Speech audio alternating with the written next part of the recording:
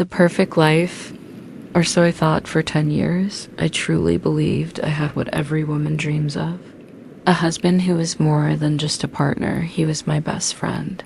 He was there when I nearly died giving birth to our son, held my hand through sepsis, terrified but unwavering. I would joke with my single friends that I'd found the last good man and locked him down. We weren't perfect. No one is.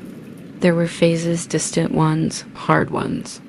Times where he threw himself into work and I felt like a single mom. But we always talked. We always fixed things. Together, we had just returned from a trip with our closest friends, other couples with kids who we call family. The kind of friends who know your life inside and out. That vacation felt perfect. Laughter, connection, even intimacy.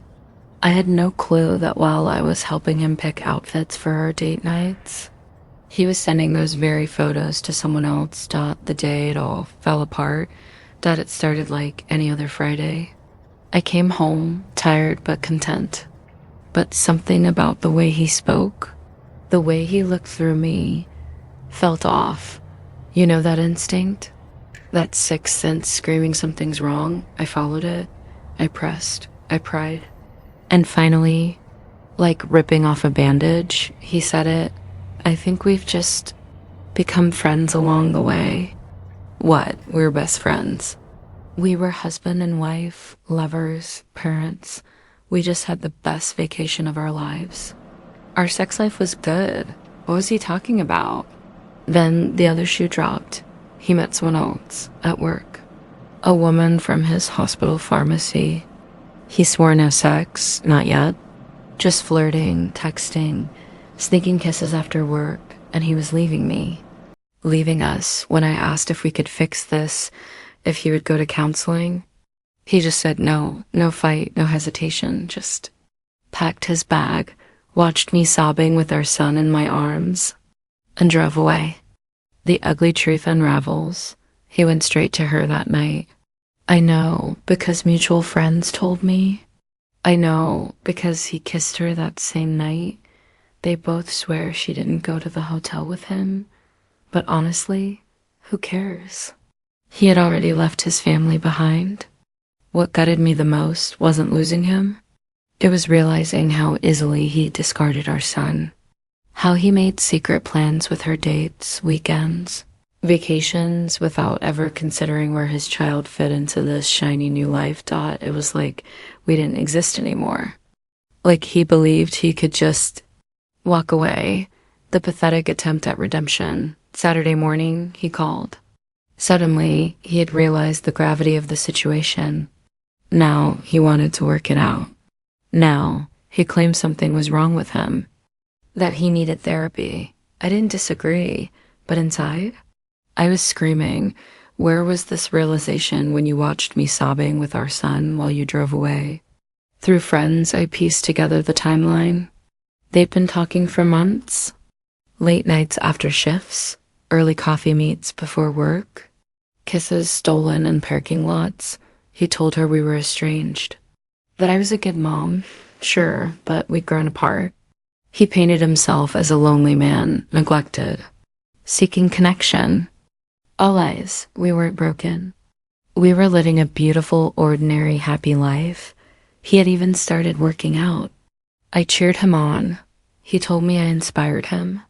Meanwhile, he sent her sweaty gym selfies that I helped him pick workout gear for. The betrayal cut deeper with every new discovery. My breaking point, my escape. He returned home Saturday. Slept in the basement like some pathetic ghost of the man I once loved. Sunday morning, I packed a bag, took my son, rented an Airbnb. I needed space to think, to breathe, to remember who I was outside of the woman he just walked away from. I cried. I raged. I sat in therapy sessions trying to untangle the knots he'd tied in my heart. He was busy applying for new jobs, booking his own therapist. Too little, too late. The revenge he never saw coming. You might think my revenge would be some grand, dramatic gesture. Expose him at work, ruin his new little romance. But no, my revenge was quieter and so much more permanent. While he was scrambling to fix what he broke, I was already gone.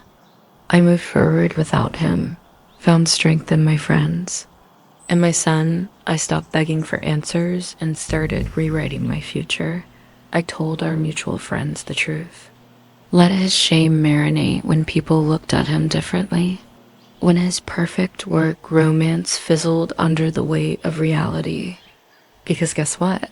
She didn't want a man with baggage. She wanted the fantasy he sold her.